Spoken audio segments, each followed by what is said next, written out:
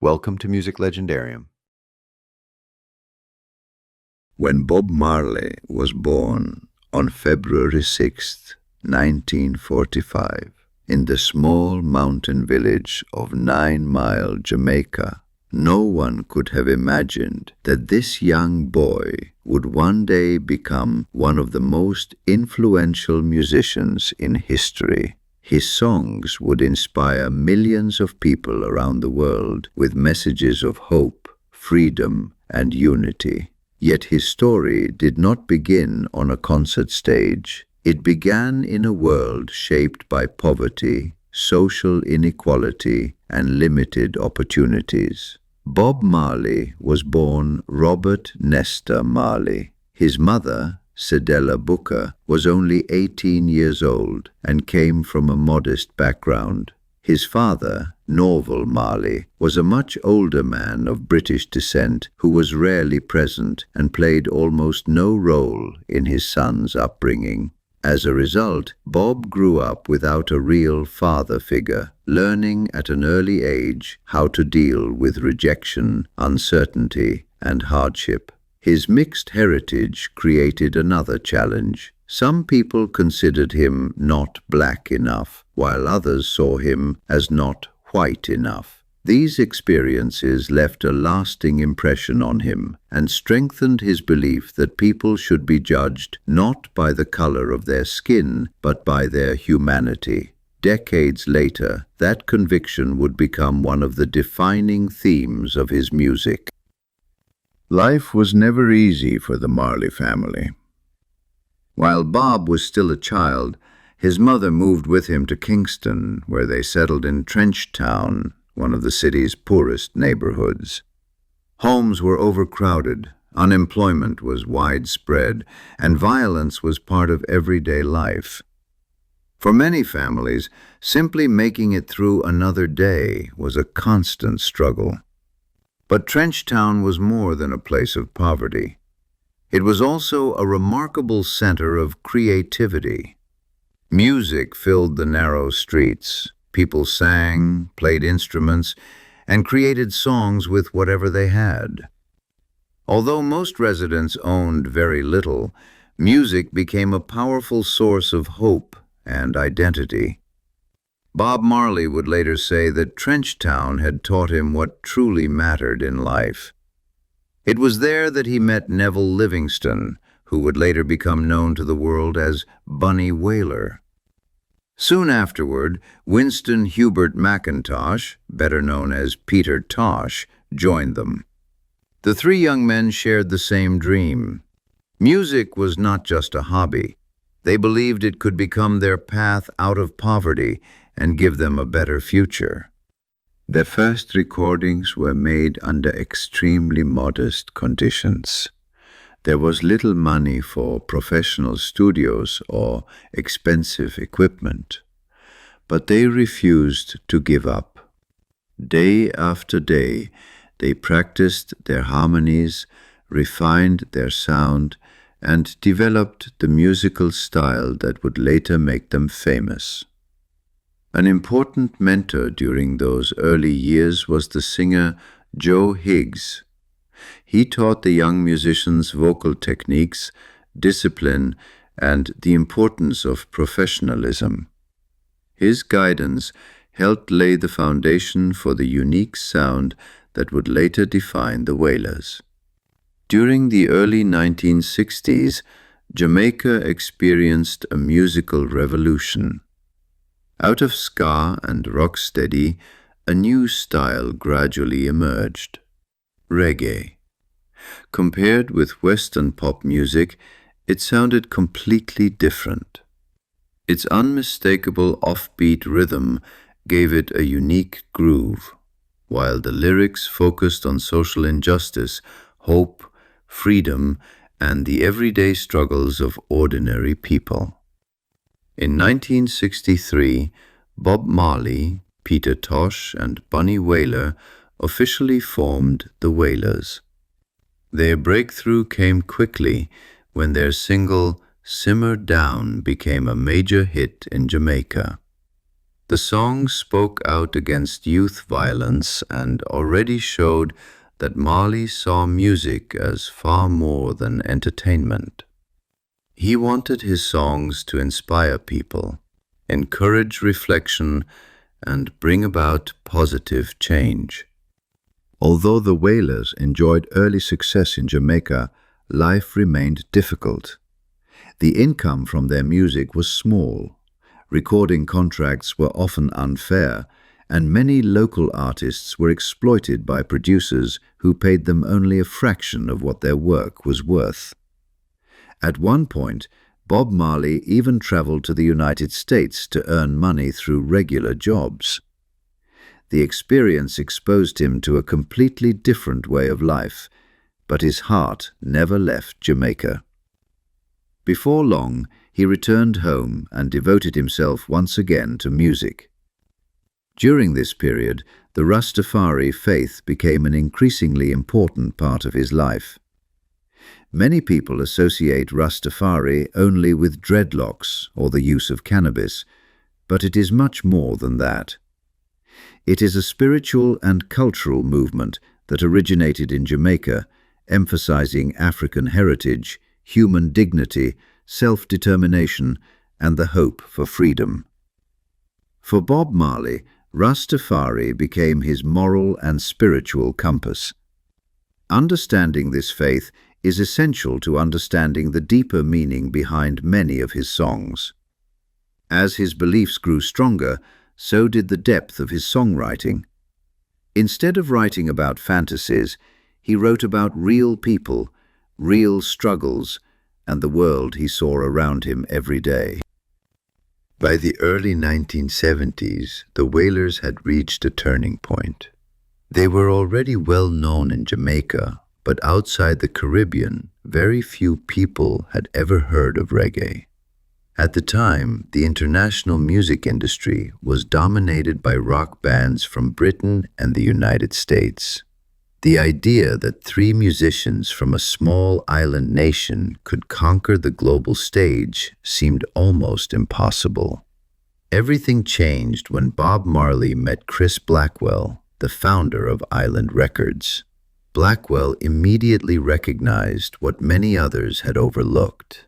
He believed Marley was far more than a talented singer. He had the charisma and authenticity to become an international star. Blackwell invested heavily in the band's next album, Catch a Fire. Instead of changing the raw Jamaican sound, he carefully preserved its character while making it more accessible to international audiences. Released in 1973, the album attracted widespread attention, especially in the United Kingdom. For many listeners, reggae was unlike anything they had heard before. Its relaxed rhythm contrasted with lyrics about poverty, injustice, hope, and freedom. That unique combination became Bob Marley's trademark and marked the beginning of his extraordinary international career. With every new album, Bob Marley's reputation continued to grow. While many artists focused mainly on love songs, Marley combined deeply personal emotions with powerful messages about social justice, human rights, and freedom. His music reached far beyond reggae fans, attracting listeners from the worlds of rock, soul, and pop alike. But as his international success accelerated, the situation in Jamaica became increasingly unstable. By the mid-1970s, the country was caught in a severe political crisis. The two major political parties were locked in a bitter struggle for power. Armed gangs controlled entire neighborhoods, and shootings, acts of revenge, and politically motivated murders became frighteningly common. Thousands of people lived in constant fear. Bob Marley tried to remain politically neutral. He never wanted to become a politician. He saw himself first and foremost as a musician whose mission was to unite people rather than divide them. However, his enormous popularity made true neutrality almost impossible. Both political camps hoped to gain support by associating themselves with him, and simply appearing at a public event could easily be interpreted as taking sides. As tensions continued to rise, Marley found himself at the center of one of the most dangerous periods in Jamaica's modern history. In December 1976, Jamaica was preparing for the Smile Jamaica concert, an event intended to calm the country's growing tensions. Although Bob Marley repeatedly emphasized that the concert was not a political rally, many people interpreted his participation as support for the government. Then, on the evening of December 3, 1976, tragedy struck. Just 2 days before the concert, several armed men stormed Marley's home in Kingston. Within seconds, dozens of shots were fired. Bob Marley was wounded in the arm and the chest. His wife, Rita Marley, suffered a gunshot wound to the head, but miraculously survived. His manager, Don Taylor, was seriously injured as well. To this day, the full story behind the attack has never been completely clarified. Most historians believe that Jamaica's political conflict played a major role. Others have suggested that international interests and Cold War politics may also have been involved. However, many details remain uncertain, and no definitive conclusion has ever been reached. The assassination attempt shocked not only Jamaica, but also the international music community, turning Bob Marley into a symbol of courage and resilience. What happened next made the event even more extraordinary. Despite his injuries, Bob Marley refused to cancel the concert. Doctors strongly advised him to rest, but only 2 days after the assassination attempt, he walked onto the stage before tens of thousands of people. When reporters later asked why he had taken such an enormous risk, Marley gave a simple yet unforgettable answer.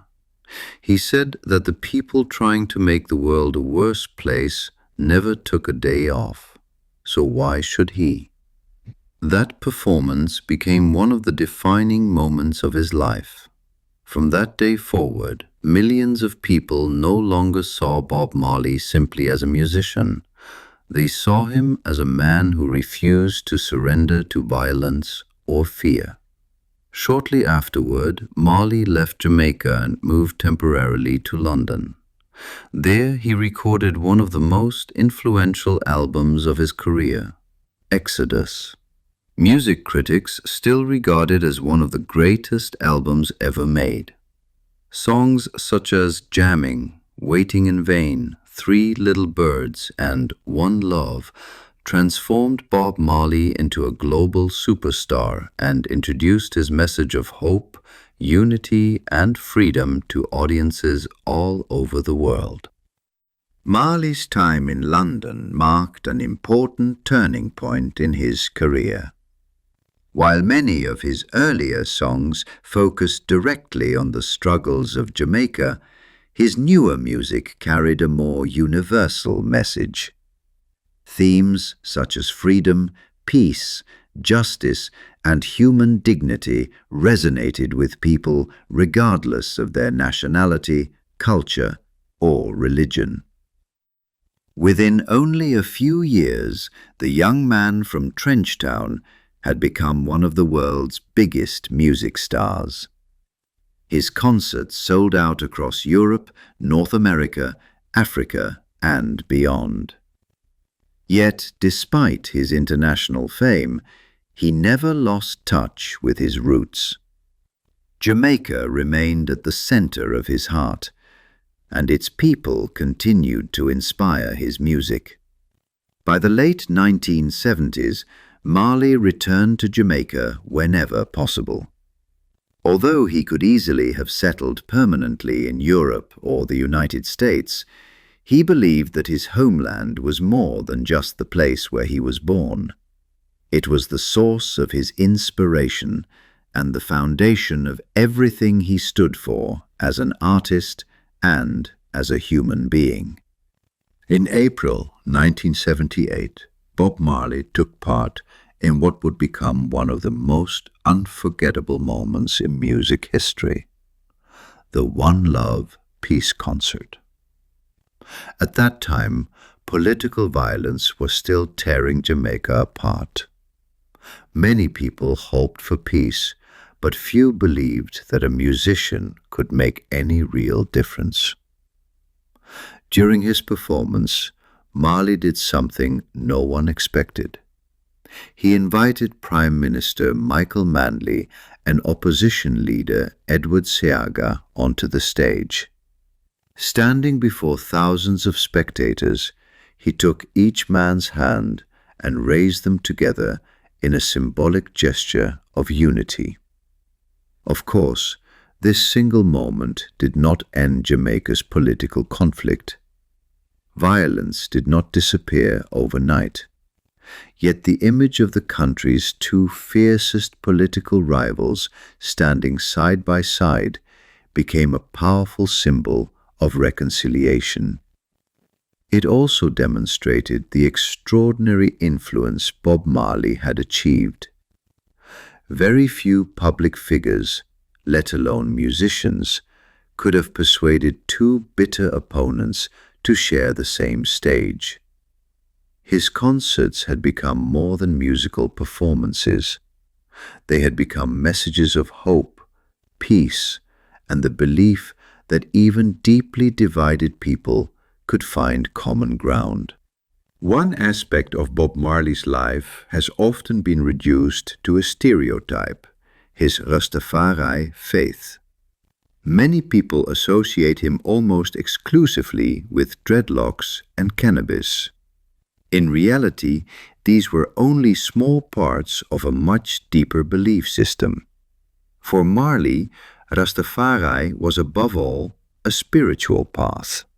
It emphasized self-respect, inner strength, African identity, and the pursuit of justice and freedom.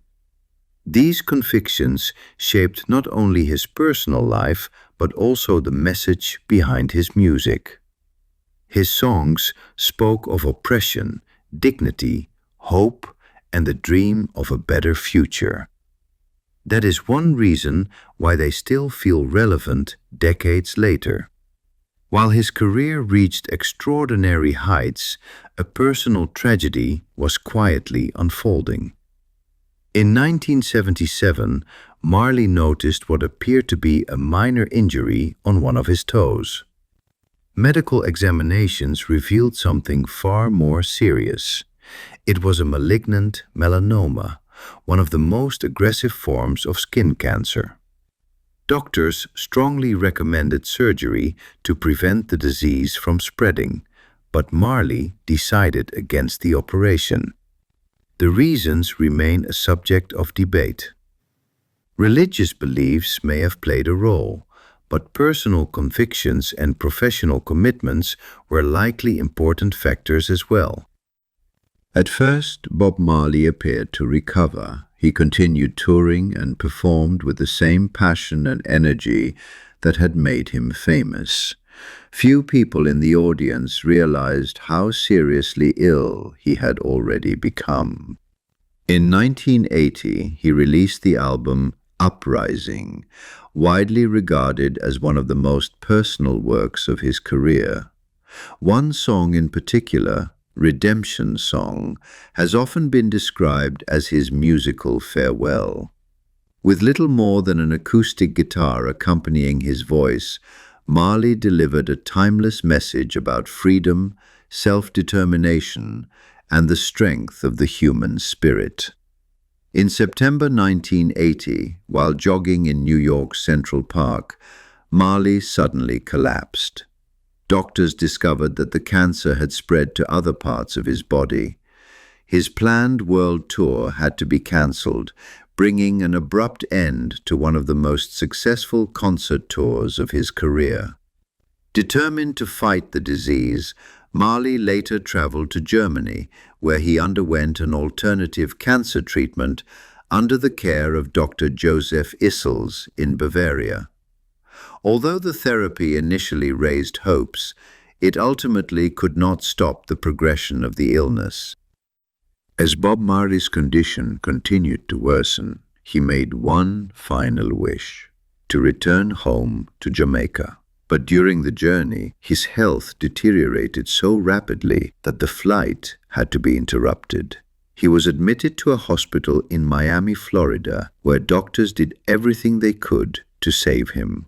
On May 11th, 1981, Bob Marley passed away at the age of just 36. News of his death spread around the world within hours, leaving millions of fans in shock. Jamaica honored him with a state funeral, a distinction reserved for only a select few. Hundreds of thousands of people gathered to pay their final respects to a man who had become far more than a musician. By then, Bob Marley had grown into an international symbol of hope, peace, and human dignity. His influence reached far beyond the world of music. To countless people, he represented the belief that compassion, courage, and unity could overcome hatred, violence, and division. More than 4 decades after his death, Bob Marley remains one of the most influential figures in music history. His albums continue to sell millions of copies. His songs are streamed every day across the globe, and new generations keep discovering his music. Yet his greatest achievement cannot be measured by record sales, awards, or chart positions. Bob Marley proved that music has the power to unite people across nations, cultures, religions, and political beliefs. He showed that a young man from a small village in Jamaica could inspire the world, not through wealth or political power, but through honesty, conviction, and an unwavering belief in peace. His voice became the voice of ordinary people. He sang for those living in poverty, for those facing injustice, and for everyone searching for hope in difficult times. That authenticity is one of the main reasons why his music continues to resonate with listeners all over the world. When we look back at Bob Marley's life today, we see far more than a reggae legend with iconic dreadlocks. We see a man who experienced poverty, discrimination, political violence, and personal tragedy, yet never lost his faith in humanity. He believed that music could do more than entertain. It could heal, inspire, and bring people together. His message was never about revenge or hatred. It was about freedom, respect, equality, and the courage to build a better future. Perhaps that is why Bob Marley continues to inspire millions of people more than 40 years after his passing. His voice may have fallen silent, but his message lives on wherever people believe in peace, justice, compassion, and hope. Legends are not remembered because they were perfect. They are remembered because they changed the world. And Bob Marley did exactly that. Thanks for watching, and I hope to see you next time.